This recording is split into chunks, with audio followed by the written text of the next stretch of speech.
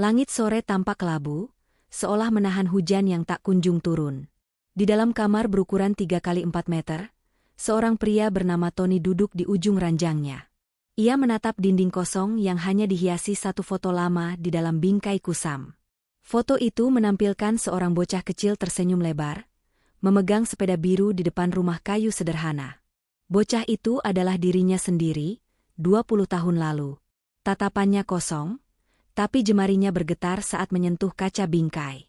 Napasnya berat, seperti menahan sesuatu yang sudah lama ingin ia buang dari dalam dadanya.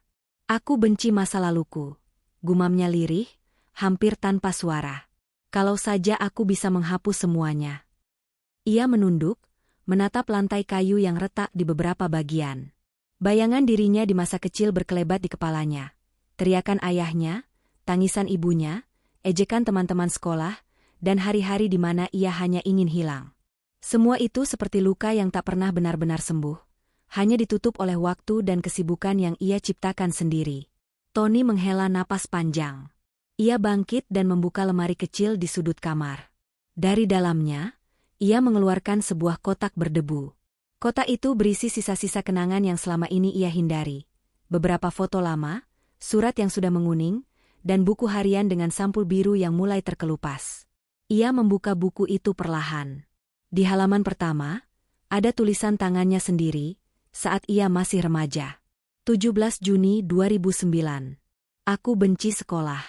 Aku benci teman-teman yang suka menertawakanku. Aku benci ayah yang tak pernah bangga padaku. Matanya mulai memanas, tapi bukan karena rindu, melainkan karena amarah yang selama ini ia tahan. Ia menutup buku itu keras-keras, lalu melemparkannya ke atas meja. Buku itu terbuka kembali, menampakkan tulisan di halaman lain. "Kalau suatu hari aku berhasil, aku tak mau lagi ingat semua ini." Tony mengangkat pandangannya. Lampu kamar menyala redup, membuat suasana semakin suram. Ia berjalan ke arah jendela, membuka tirai, dan menatap langit senja yang perlahan gelap. Dunia di luar tampak biasa saja, tapi di dalam dirinya, badai kecil mulai berputar. Kenangan itu datang lagi. Ia masih bisa mengingat hari itu dengan jelas. Hari ketika ayahnya menamparnya di depan ibu dan berkata, "Kamu bukan anak yang kuharapkan." Hari itu, Tony berlari keluar rumah tanpa arah, menangis sampai matanya bengkak. Ia masih ingat jalan tanah yang becek, pohon besar di tepi sungai tempat ia duduk sendirian, dan suara air yang menenangkan tapi juga terasa dingin. Ia membenci semua itu. Bukan hanya karena sakitnya, tapi karena kenangan itu membuatnya merasa kecil, tidak berharga, dan tak pantas untuk bahagia. Kini, setelah dewasa, ia bekerja di sebuah perusahaan swasta di kota. Gajinya cukup, kehidupannya stabil, tapi hatinya kosong. Ia tidak pernah pulang ke kampung halaman. Bahkan ketika ibunya meninggal 2 tahun lalu, ia hanya datang sebentar, berdiri di depan pusara tanpa sepatah kata. Malam itu, Tony menyalakan rokok dan duduk di lantai. Asapnya membentuk pola samar di udara, lalu lenyap. Di tangannya masih ada foto masa kecilnya, yang kini mulai kusut di ujungnya. Ia menatap wajah bocah kecil itu lama sekali. "Apa kamu bahagia waktu itu?" tanyanya lirih. "Atau cuma berpura-pura supaya orang lain gak tahu kamu terluka?" Tidak ada jawaban, hanya kesunyian. Tapi di dalam kepalanya, ia bisa mendengar suara bocah itu, samar dan lembut. "Aku dulu cuma ingin disayang, Kak Tony." Ia terdiam. Ujung rokoknya jatuh ke lantai, padam. Tony menutup wajah dengan kedua tangannya. Di balik kelopak matanya, muncul potongan demi potongan masa lalu. Teman-teman yang menjauh karena ia pendiam, guru yang memarahinya karena nilainya buruk, dan satu-satunya sahabat yang dulu sering menemaninya, tapi akhirnya juga pergi tanpa pesan. Bima. Nama itu muncul begitu saja di pikirannya. Bima, anak tetangga yang selalu ceria, yang dulu sering menolongnya saat ia dijahili teman sekolah. Tapi hubungan mereka retak di akhir masa SMP, karena satu kejadian yang sampai sekarang masih menghantuinya. Kejadian yang membuatnya yakin bahwa masa lalu adalah hal paling menyakitkan dalam hidupnya. Ia menutup kotak kenangan itu dan mendorongnya kembali ke lemari. Tapi hatinya tetap bergetar. Entah kenapa, malam itu ia merasa seperti masa lalunya menatap balik, seolah berkata, "Kau bisa mencoba melupakan, tapi aku tetap di sini. Teleponnya berdering. Nomor tak dikenal. Tony mengernyit, lalu mengangkatnya. Halo? Ini Tony? Suara di seberang terdengar agak serak tapi familiar. Aku Bima. Tony terpaku. Suara itu seperti suara dari dunia yang sudah lama ia kubur.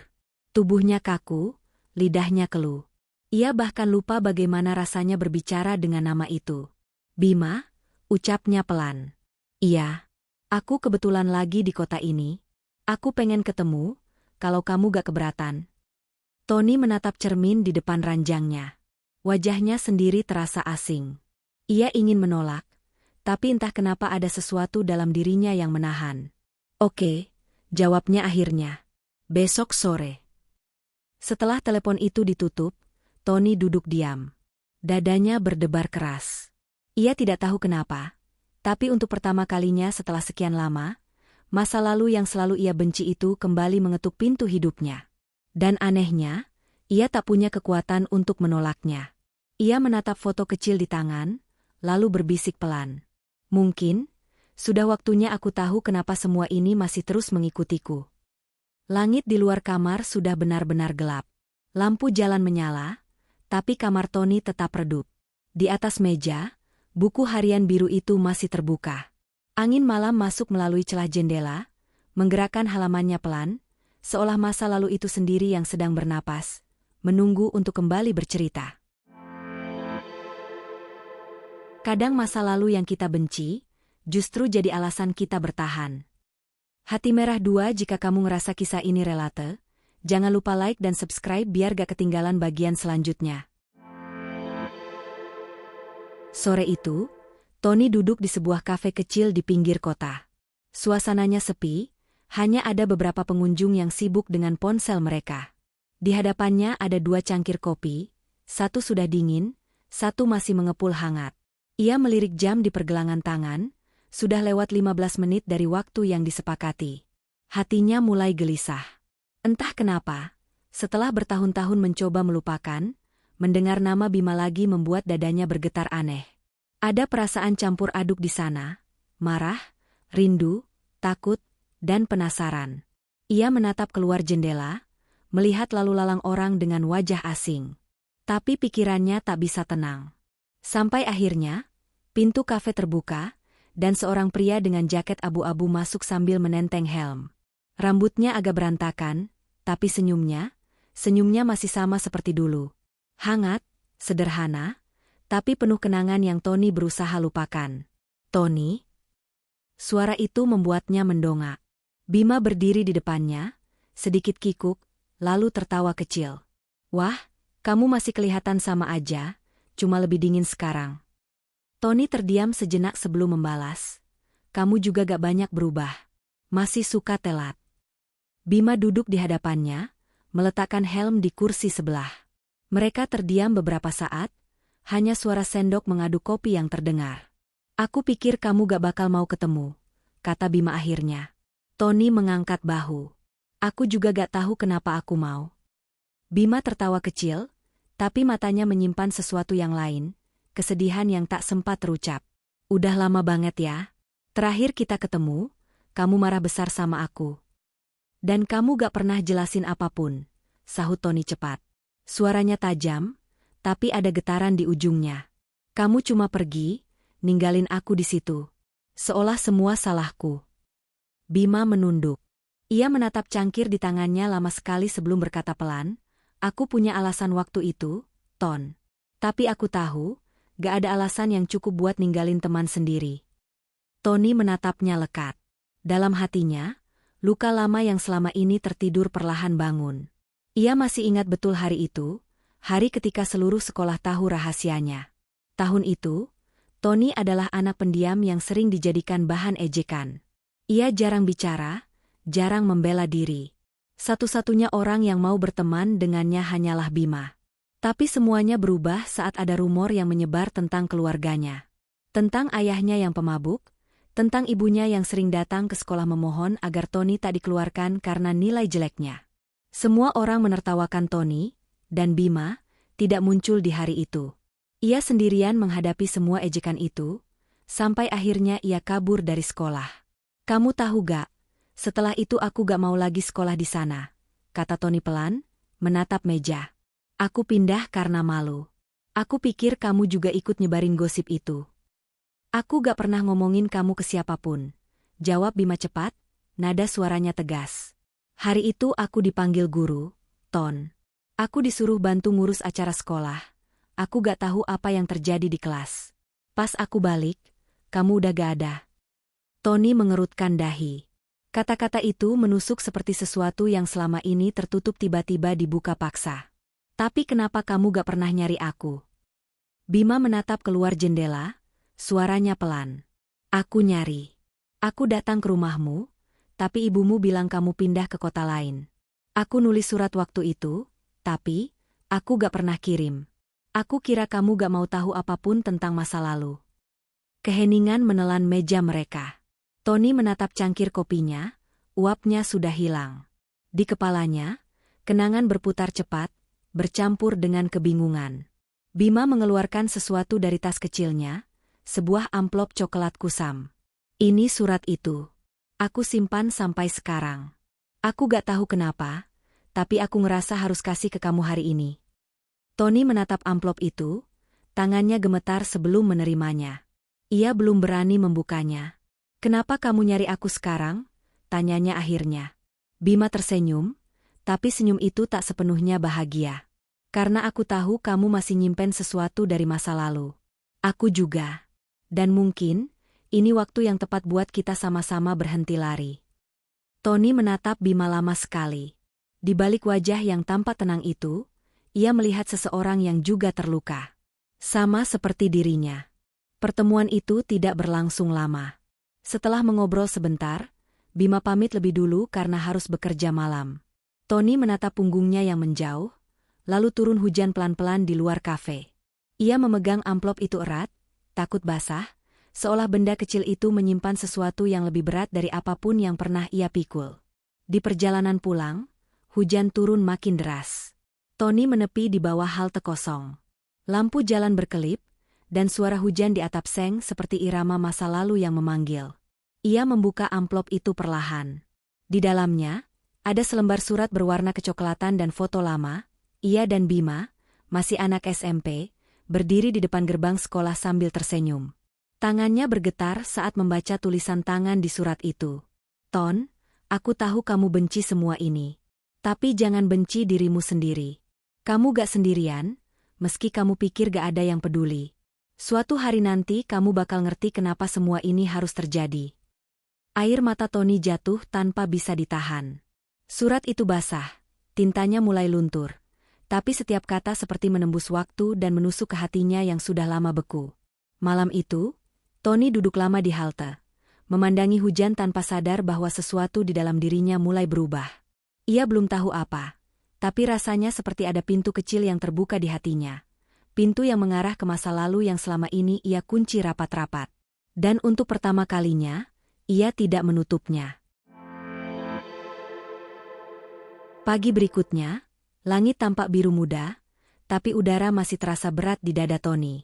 Ia duduk di balkon apartemennya, masih memegang surat dari Bima yang kini sudah kering setelah semalaman dijemur di meja. Surat itu telah berubah warna, tapi kata-katanya seolah menempel di benaknya, mengusik ketenangan yang selama ini ia bangun dari kehampaan. Ia membaca ulang beberapa kalimat, terutama yang berbunyi, "Suatu hari nanti kamu bakal ngerti kenapa semua ini harus terjadi." Tony memejamkan mata. Ia berusaha mengingat setiap potongan dari masa lalu, tapi sebagian terasa kabur, seperti foto lama yang mulai pudar. Ia tahu ada sesuatu yang hilang, sesuatu yang tidak pernah ia ketahui sepenuhnya. Hari itu ia memutuskan untuk tidak masuk kerja. Ia mengambil motor tuanya, memasukkan surat dan foto ke dalam tas, lalu melaju ke arah yang sudah lama ia hindari, jalan menuju kampung halamannya. Perjalanan memakan waktu hampir 2 jam. Sepanjang jalan, ia hanya ditemani suara mesin dan pikirannya sendiri. Setiap melewati sawah, rumah tua, dan jalan menurun yang berkelok, kenangan kecil mulai muncul satu persatu. Ia masih ingat toko kelontong di ujung desa tempat ia sering membeli es lilin, lapangan kecil tempat ia dan Bima bermain bola, serta jembatan kayu di atas sungai yang dulu menjadi tempat mereka duduk diam setiap kali dunia terasa terlalu berat. Ketika akhirnya sampai di depan rumah lamanya, Tony terdiam. Rumah itu tampak rapuh. Temboknya mengelupas, pagar besinya berkarat. Tapi ada sesuatu yang aneh. Jendela kamar ibunya masih sama, tirainya masih tergantung, seperti rumah itu menunggunya pulang.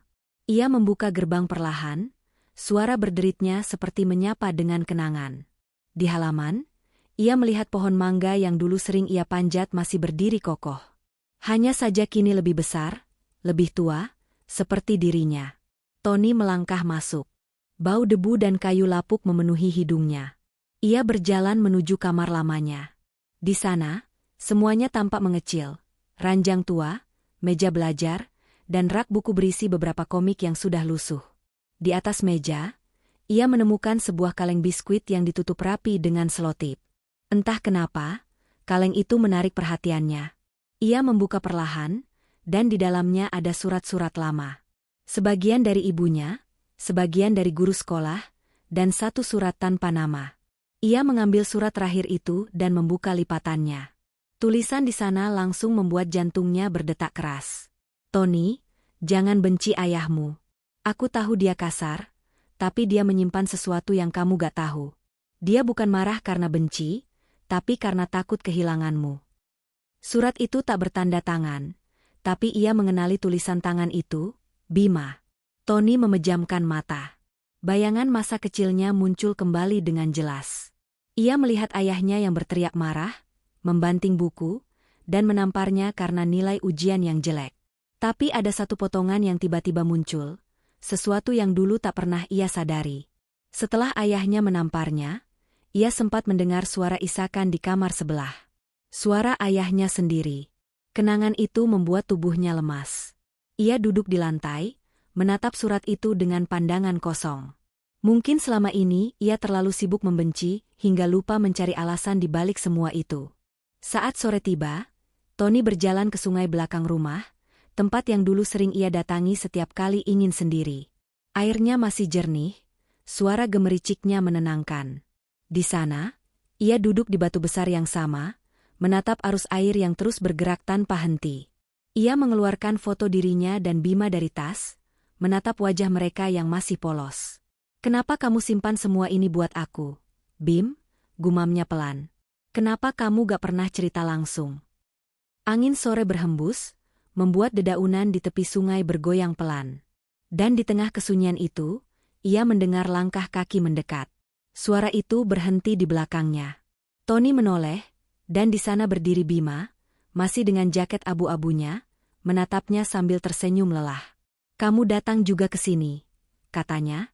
Tony menatapnya lama. "Kamu tahu aku bakal ke sini?" Bima mengangguk. "Aku tahu kamu gak pernah bisa benar-benar ninggalin tempat ini.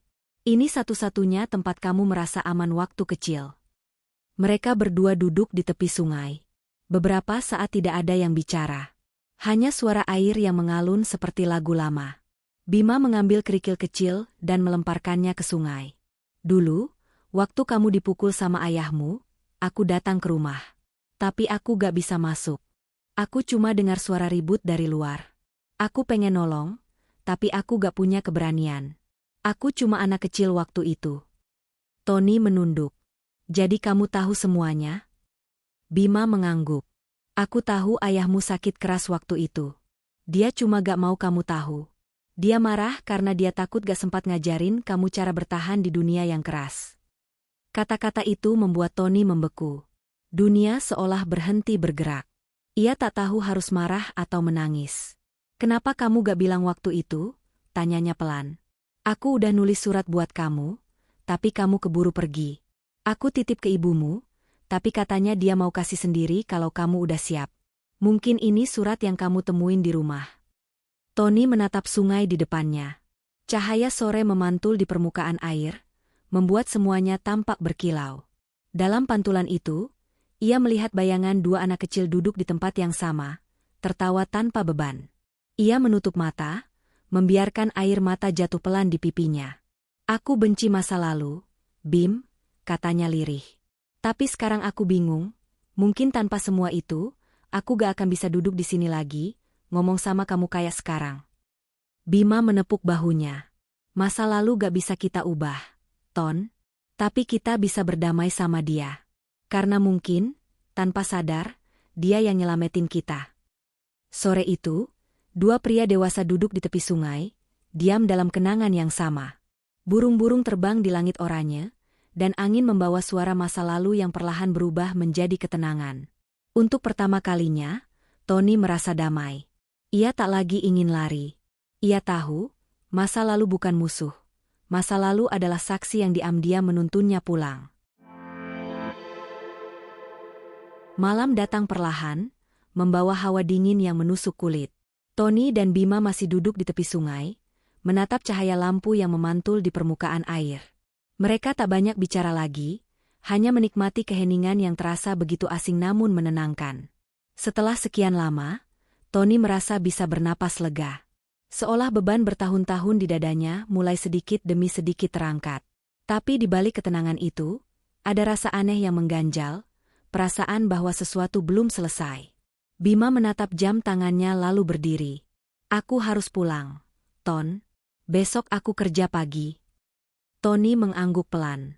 Kamu masih kerja di bengkel itu? Masih, jawab Bima sambil tersenyum kecil. Gak banyak berubah. Aku cuma ganti tempat. Tapi hidupku ya gini-gini aja.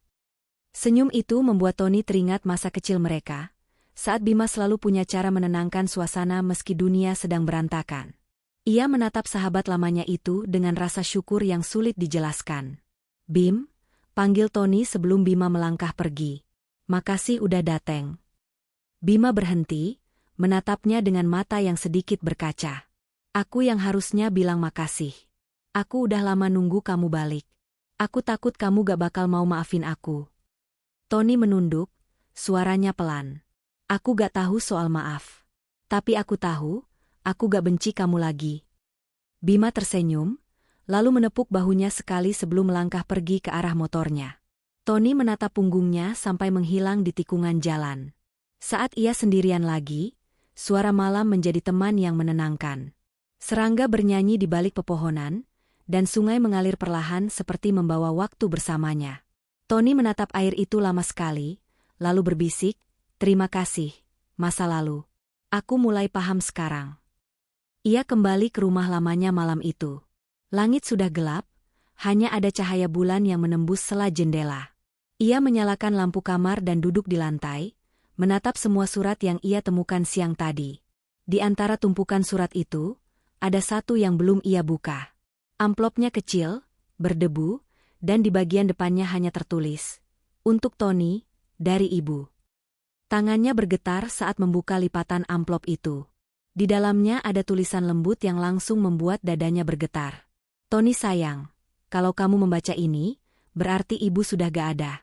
Ibu cuma mau kamu tahu, ayahmu bukan orang jahat. Dia cuma takut kehilangan kamu. Dia selalu bangga padamu, cuma dia gak tahu cara mengungkapkannya. Waktu kamu pergi, dia nangis setiap malam. Ibu mohon, jangan biarkan masa lalu merampas hatimu. Suatu hari nanti kamu akan mengerti, semua luka yang kamu bawa adalah jalan menuju kekuatanmu. Tony menutup surat itu dengan kedua tangan. Air matanya jatuh deras, tanpa suara. Untuk pertama kalinya, ia menangis bukan karena benci, tapi karena rindu. Semua perasaan yang ia tahan selama ini meledak bersamaan. Ia menangis sampai dadanya sesak. Tapi ada kelegaan di balik air mata itu. Ia memandangi foto keluarganya yang tergantung miring di dinding, lalu berdiri dan memperbaikinya. Wajah ibunya tersenyum lembut di dalam bingkai itu, sementara ayahnya tampak tegas tapi hangat.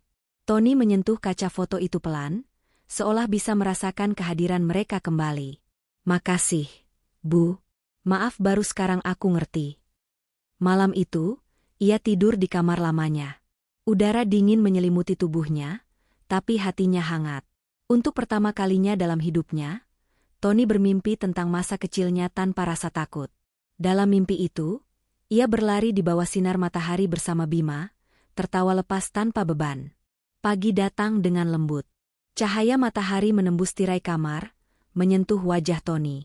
Ia membuka mata perlahan, lalu tersenyum kecil.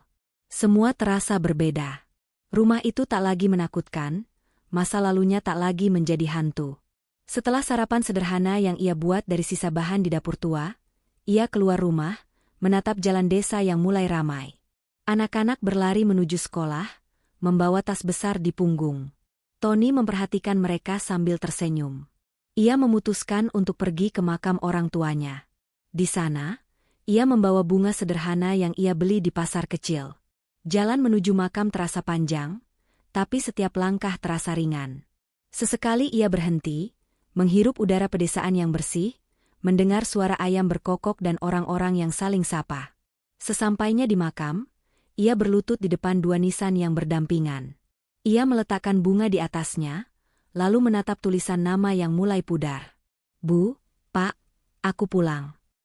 Angin bertiup pelan, seolah menyapa. Tony menunduk, kedua tangannya menggenggam tanah di depan nisan. Aku dulu benci semuanya. Aku pikir kalian cuma bikin hidupku susah. Tapi sekarang aku ngerti, aku salah. Semua yang terjadi waktu itu ternyata yang bikin aku bisa jadi kuat. Matanya kembali basah, tapi ia tersenyum. Ia tahu, di tempat itu, ia bukan lagi anak kecil yang ketakutan. Ia adalah pria yang akhirnya berani berdamai dengan luka-lukanya. Saat ia hendak beranjak, ia melihat seorang anak kecil sedang berdiri beberapa meter dari situ. Anak itu menatapnya dengan wajah polos, sambil membawa layang-layang sobek di tangannya. Tony mendekatinya. Kenapa, Nak? Layang-layangnya rusak. Anak itu mengangguk pelan. Tadi kena pohon, Om. Aku udah coba benerin tapi tetap gak bisa. Tony tersenyum, lalu jongkok di hadapannya. Ia mengambil layang-layang itu, memperhatikan benangnya yang kusut. Dengan sabar, ia mulai mengikat kembali tali yang putus, menambal sobekan kecil di ujung kertasnya. Sekarang coba lagi, katanya sambil menyerahkan layang-layang itu. Anak itu tersenyum lebar, lalu berlari ke lapangan dekat makam. Tony memperhatikan layang-layang itu naik ke udara, menari di bawah sinar matahari pagi. Hatinya terasa ringan. Ia sadar, masa lalunya sudah terbang pergi seperti layang-layang itu. Bukan hilang, tapi melayang tinggi, menjadi bagian dari langit kehidupannya. Hari-hari berikutnya berjalan tenang. Tony memutuskan tinggal sementara di rumah lamanya. Ia membersihkan debu, memperbaiki atap bocor, dan menanam bunga di halaman depan seperti dulu ibunya lakukan. Setiap sore, ia duduk di beranda sambil menatap matahari turun perlahan di balik bukit. Hening, tapi menenangkan. Namun ketenangan itu tidak membuatnya lupa pada satu hal, pertemuannya dengan Bima. Ada sesuatu yang belum sempat mereka bicarakan. Sesuatu yang terasa menggantung di udara sejak hari itu di sungai. Suatu malam, Tony duduk di meja makan sambil menatap layar ponsel. Ia membuka pesan terakhir dari Bima. Kapan-kapan datang ke bengkelku, Ton. Aku mau tunjukin sesuatu. Pesan itu dikirim 3 hari lalu. Tony menatapnya lama, lalu mengetik balasan, besok aku ke sana. Keesokan harinya, ia berangkat pagi. Jalan menuju bengkel tidak terlalu jauh, hanya sekitar 20 menit dari desa. Begitu tiba, ia melihat bengkel kecil di tepi jalan, dengan papan bertuliskan, Bengkel Bima Motor. Di depan, beberapa motor berjejer menunggu giliran diperbaiki. Bima sedang jongkok di dekat motor tua, tangannya penuh oli.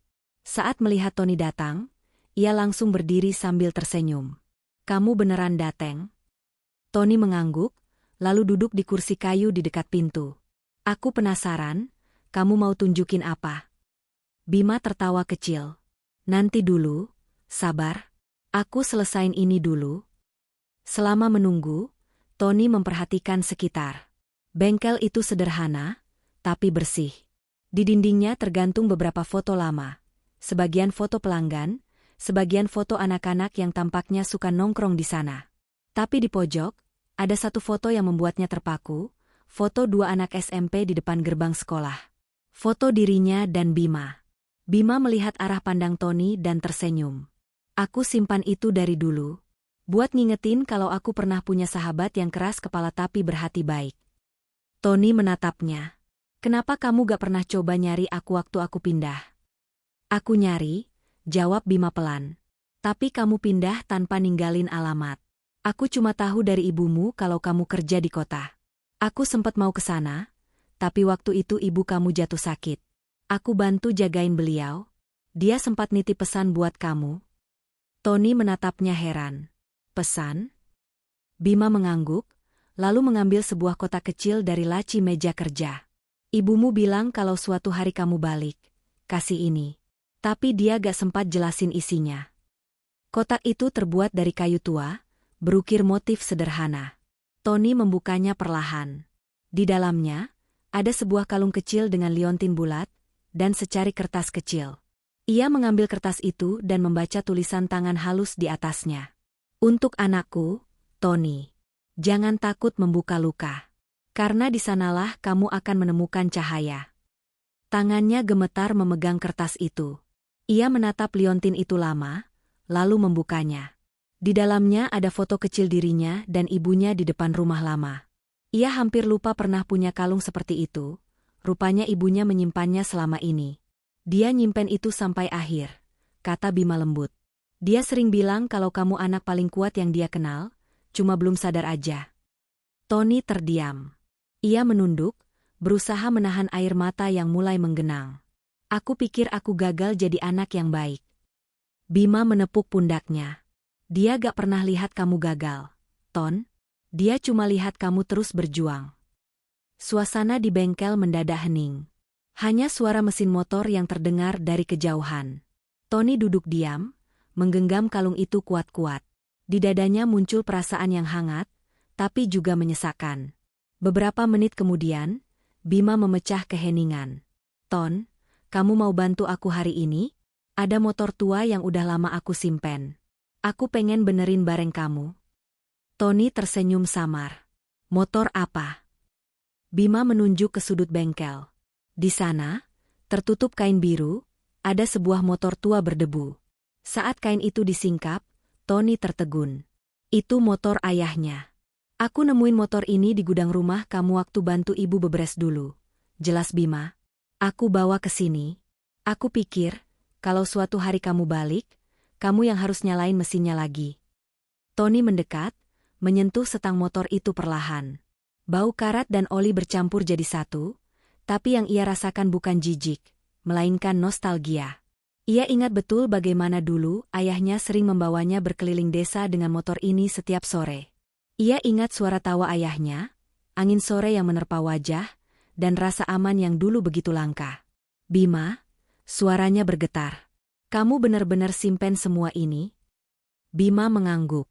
Karena aku tahu, suatu hari kamu butuh sesuatu buat ngingetin siapa kamu sebenarnya.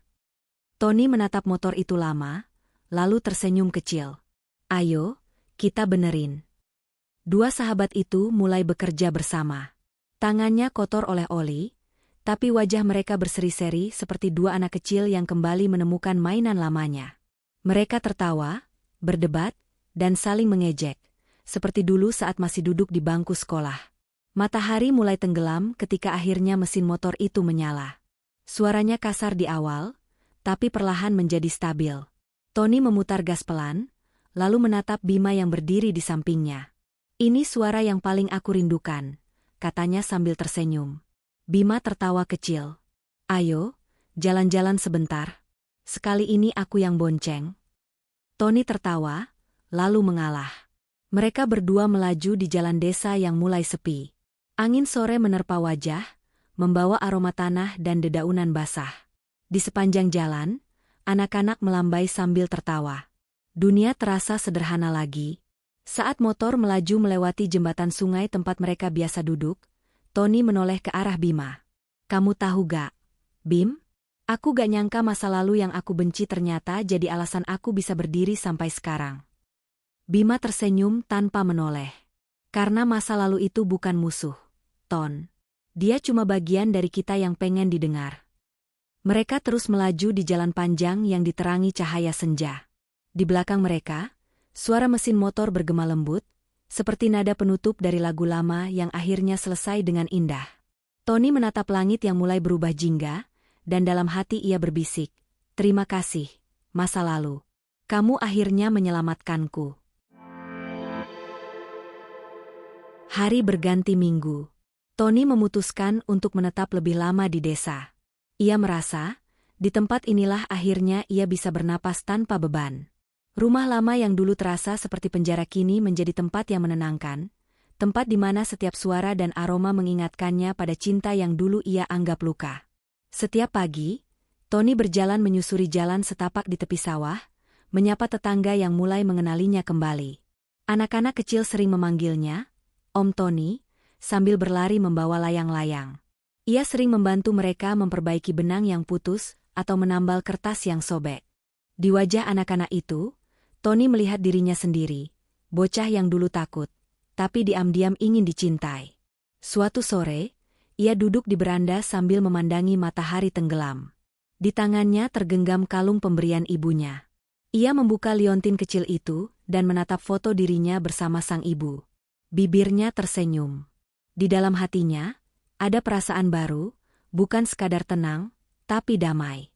Masa lalu yang dulu begitu kelam kini terasa seperti bagian dari cerita panjang yang akhirnya menemukan ujungnya. Luka-luka itu tidak hilang, tapi kini berubah menjadi sesuatu yang hangat. Seperti bekas jahitan yang mengingatkan bahwa ia pernah terluka namun sembuh. Suara motor mendekat dari kejauhan. Tony menoleh dan melihat Bima berhenti di depan pagar sambil melambaikan tangan. "Masih betah di kampung?" teriaknya. Tony tertawa. "Terlalu betah, kayaknya. Aku belum siap balik ke kota." Bima berjalan mendekat, lalu duduk di kursi sebelahnya. "Ya udah, gak usah balik. Bukannya kamu udah dapat apa yang kamu cari?" Tony terdiam sejenak, menatap langit yang mulai berubah oranye. "Iya, kayaknya aku udah dapat semuanya. Tapi bukan dari tempat yang aku kira. Aku nyari kebahagiaan di masa depan, tapi ternyata jawabannya ada di masa lalu yang dulu aku benci." Bima mengangguk pelan. Kadang orang lari karena takut lihat ke belakang. Padahal kalau berani nengok sebentar aja, dia bisa nemuin hal yang paling dia butuhin. Keduanya terdiam, menikmati senja yang perlahan turun. Di kejauhan, anak-anak berlari di pematang sawah sambil tertawa, layang-layang mereka terbang tinggi menembus cahaya matahari terakhir. "Aku pengen buka bengkel kecil di sini," kata Tony tiba-tiba. "Biar kalau kamu sibuk di bengkel kota, aku bisa bantu dari desa. Aku juga mau ngajar anak-anak kecil di sini, ajarin mereka benerin sepeda, motor, apa aja." Bima menatapnya dengan senyum lebar. "Akhirnya kamu nemu arah hidupmu juga, Ton?" Tony tertawa kecil. "Iya, tapi bukan aku yang nemu. Masa laluku yang nuntun aku ke sini." Sore itu, mereka duduk lama, membiarkan waktu berjalan tanpa tergesa. Burung-burung kembali ke sarang, udara mulai dingin, tapi hati mereka hangat. Tak ada lagi rahasia, tak ada lagi luka yang disembunyikan. Hanya dua sahabat yang akhirnya berdamai dengan masa lalu dan masa depan sekaligus. Malam turun perlahan. Dari dalam rumah, Tony memutar musik lama, lagu yang dulu sering diputar ibunya setiap sore. Nada-nadanya sederhana, tapi penuh nostalgia. Ia berdiri di beranda, memandangi bintang-bintang yang mulai bermunculan di langit. Ia ingat kata-kata ibunya di surat terakhir, "Jangan takut membuka luka, karena di sanalah kamu akan menemukan cahaya." Dan malam itu, Tony mengerti sepenuhnya apa maksudnya. Masa lalu bukan untuk dilupakan. Ia untuk dipahami. Karena di dalamnya, tersembunyi semua alasan kenapa seseorang bisa tumbuh, bertahan, dan akhirnya menjadi manusia yang utuh. Tony memejamkan mata, membiarkan angin malam menyentuh wajahnya. Ia tak lagi ingin menghapus apapun. Setiap kenangan, baik maupun buruk, kini menjadi bagian dari dirinya. Beberapa minggu kemudian, bengkel kecil miliknya resmi dibuka di desa itu. Di dinding depan, ia menggantung papan kayu bertuliskan, "Bengkel Cahaya", nama yang terinspirasi dari surat ibunya.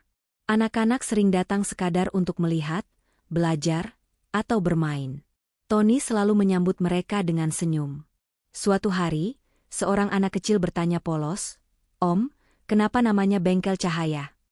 Tony menatap anak itu, tersenyum, lalu menjawab, "Karena dari yang rusak, kita bisa belajar memperbaiki. Dan dari yang gelap, kita bisa nemuin cahaya." Anak itu mengangguk pelan, lalu tertawa dan berlari keluar bengkel sambil membawa sepeda yang baru diperbaiki. Tony menatapnya pergi, lalu menoleh ke foto kecil di dinding. Foto dirinya, Bima, dan ayah ibunya. Di bawah foto itu, ada tulisan kecil yang ia buat sendiri. Dulu aku membenci masa lalu. Tapi masa lalu itu yang menyelamatkanku. Hari itu, langit desa berwarna biru keemasan, angin berhembus pelan, dan sinar matahari menembus celah-celah dedaunan, jatuh tepat di atas meja kerjanya. Tony menatapnya lama, lalu tersenyum. Tidak ada lagi penyesalan. Tidak ada lagi amarah. Yang tersisa hanya rasa syukur. Karena ternyata, segala hal yang pernah ia hindari, justru adalah hal yang membentuk dirinya sekarang. Sore semakin tua. Dari kejauhan, Bima datang membawa 2 gelas kopi. Mereka duduk bersama di depan bengkel, menatap matahari yang perlahan turun. Bima menatap Tony dan berkata, "Kamu akhirnya bebas, Ton." Tony tersenyum. "Iya, Bim. Tapi bukan karena aku melupakan masa lalu, tapi karena aku akhirnya berani mengingatnya." Keduanya terdiam, membiarkan senja merangkul mereka. Angin berembus lembut, membawa aroma tanah basah dan kenangan yang kini tak lagi menyakitkan. Langit berubah jingga, dan di bawah sinarnya, 2 sahabat itu tertawa kecil, menatap masa depan yang kini terasa ringan. Masa lalu sudah selesai, tapi cahayanya akan tetap tinggal. Tamat.